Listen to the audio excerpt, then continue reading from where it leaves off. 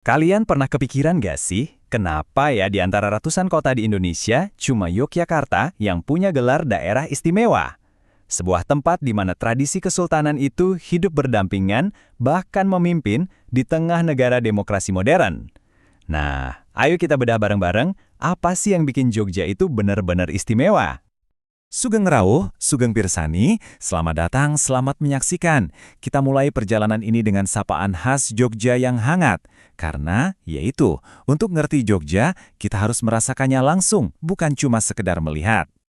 Dan ini dia nih pertanyaan besarnya. Di negara kita, Republik Indonesia, yang jelas-jelas negara demokrasi, kok bisa ada sebuah kesultanan yang masih memegang tampuk pemerintahan daerah? Ini kan unik banget, sebuah anomali yang luar biasa menarik, bukan? Jawabannya ternyata bukan sekedar kebetulan loh.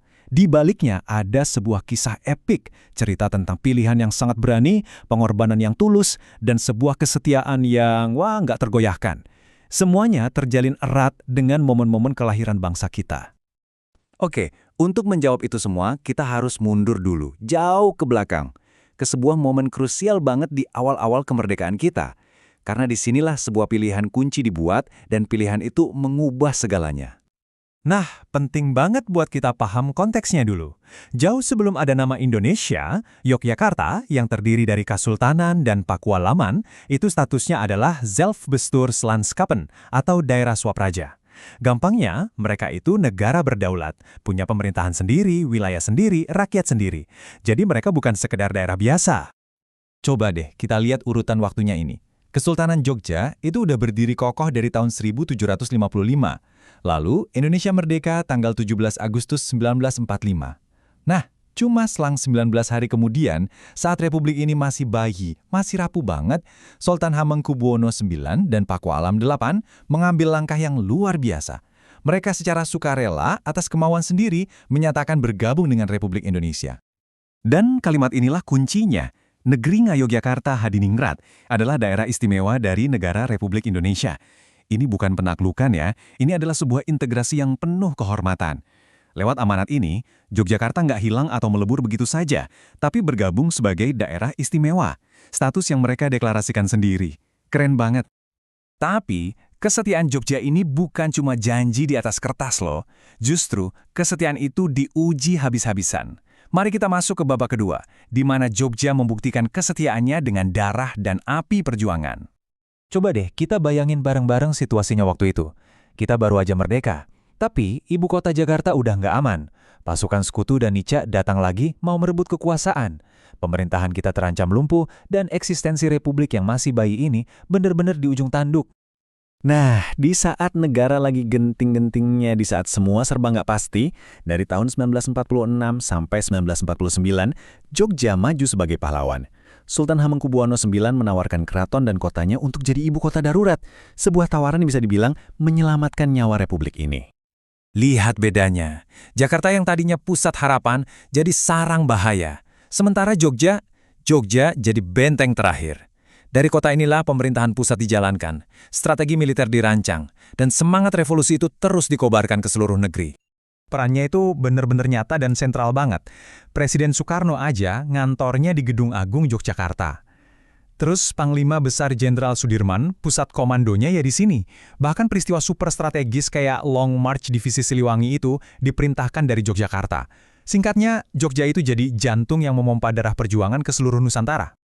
Oke, kita udah bahas soal politik dan perjuangan. Tapi keistimewaan Jogja itu punya pilar lain yang nggak kalah kuat, yaitu warisan budayanya yang terus hidup dan bernapas sampai detik ini. Jadi, kalau kita ngomongin Keraton Yogyakarta, jangan bayangin ini cuma istana megah atau museum tua ya. Anggaplah ini sebagai sebuah museum hidup. Kenapa?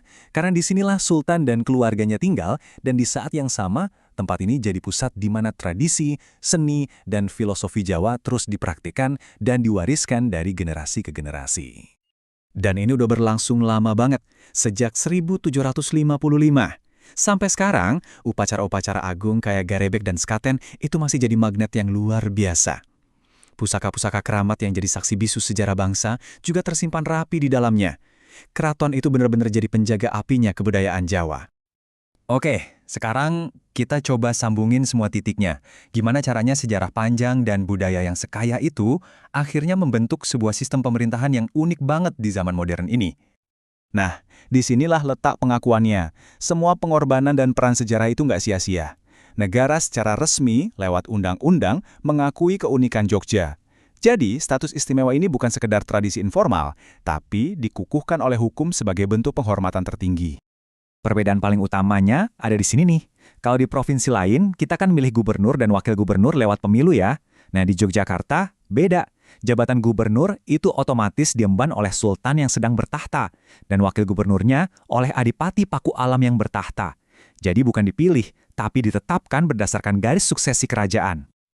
Semua aturan main ini ada landasan hukumnya yang kuat, yaitu Undang-Undang Nomor 13 Tahun 2012 tentang Keistimewaan Daerah Istimewa Yogyakarta.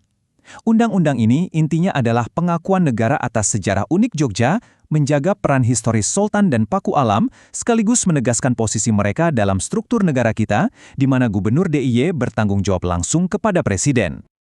Jadi, kalau kita simpulkan, ada 4 pilar utama yang bikin Jogja itu istimewa. Pertama, pilihan sejarahnya yang berani untuk bergabung. Kedua, pengorbanannya yang total saat jadi ibu kota revolusi. Ketiga, perannya yang sentral banget sebagai penjaga budaya. Dan keempat, pengakuan resmi dari negara. Keempat pilar ini saling mengunci, nggak bisa dipisahkan. Jadi, inilah inti dari semuanya. Keistimewaan Jogja itu bukan hadiah yang turun dari langit atau warisan cuma-cuma. Ini adalah sebuah kehormatan yang diraih, yang diperjuangkan, yang dibayar lunas dengan kesetiaan dan pengorbanan dalam sejarah pembentukan bangsa Indonesia. Dan ini ninggalin satu pertanyaan penting buat kita semua. Kalau keistimewaan ini adalah buah dari pengorbanan para pendahulu kita, bukan sekedar hak yang bisa dituntut, lalu pertanyaannya adalah, gimana cara kita sebagai generasi sekarang bisa bareng-bareng merawat warisan yang super berharga ini? Nah, gimana menurut kalian? Kami pengen banget dengar pendapat kalian semua. Coba dong tinggalkan komen di bawah. Oh ya, dan sekalian absen, kalian nonton ini dari mana aja sih?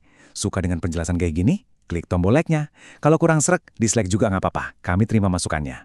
Jangan lupa subscribe biar nggak ketinggalan konten-konten seru lainnya ya. Sampai jumpa di episode selanjutnya.